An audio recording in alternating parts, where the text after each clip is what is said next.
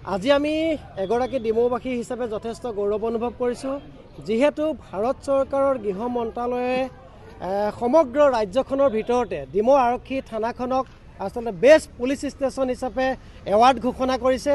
গতিকে আমাৰ ডিমৌ আৰক্ষীৰ ভাৰপ্ৰাপ্ত বিষয়া বিশাদু সিংফো ছাৰৰ লগতে প্ৰতিগৰাকী মই আৰক্ষী বিষয়াক এই আপাহতে ধন্যবাদ জ্ঞাপন কৰিছোঁ। কাৰণ ডিমৌ আৰক্ষীয়ে ডিমৌ অঞ্চলৰ বিভিন্ন প্ৰান্তত যিবিলাক আমাৰ অসামাজিক কাৰ্যকলাপ বা বিভিন্ন অপৰাধ আচলতে মুক্ত কৰাৰ ক্ষেত্ৰত যেনেধৰণে তেওঁলোকে দৃঢ়তাৰে বা দক্ষতাৰে কাম কৰিছে সেই তাৰ আচলতে ভিত্তিত আচলতে আজি ভাৰত চৰকাৰে ৰাজ্যখনৰ ভিতৰতে ঐতিহাসিক শিৱসাগৰ জিলাৰ ডিমৌ সমজিলাৰ অন্তৰ্গত ডিমৌ আৰক্ষীক এই সন্মান প্ৰদান কৰিছে। গতিকে মই ভাৰত চৰকাৰৰ লগতে ৰাজ্য চৰকাৰক ধন্যবাদ জ্ঞাপন কৰিছোঁ আৰু এই আপাহতে আমি ডিমৌ আৰক্ষীৰ সকলো আমি বিষয়াসকলক ধন্যবাদ জ্ঞাপন কৰিছোঁ। আৰু এটা কথা আমি এইখিনিতে উল্লেখ কৰিব বিচাৰিছোঁ যে আমাৰ অসম আৰক্ষীৰ প্ৰতিটো সফলতাৰ আঁৰত গাঁওৰক্ষী বাহিনী হৈছে অসম আৰক্ষীৰ এক প্ৰাথমিক অংশ। গতিকে এই সফলতাৰ আঁৰত গাঁওৰক্ষী বাহিনীৰো ভূমিকা আমি কেতিয়াও নুই কৰিব নোৱাৰোঁ। গতিকে আমি সমগ্ৰ আমাৰ ডিমৌ আৰক্ষী থানাৰ অন্তৰ্গত প্ৰতিখন গাঁওৰক্ষী বাহিনীৰ তৰফৰ পৰা গঠিত হোৱা ডিমৌ থানা কমিটিৰ তৰফৰ পৰা আমি ডিমৌ আৰক্ষীৰ সফলতাক অভিনন্দন জনাইছোঁ, ধন্যবাদ জনাইছোঁ আৰু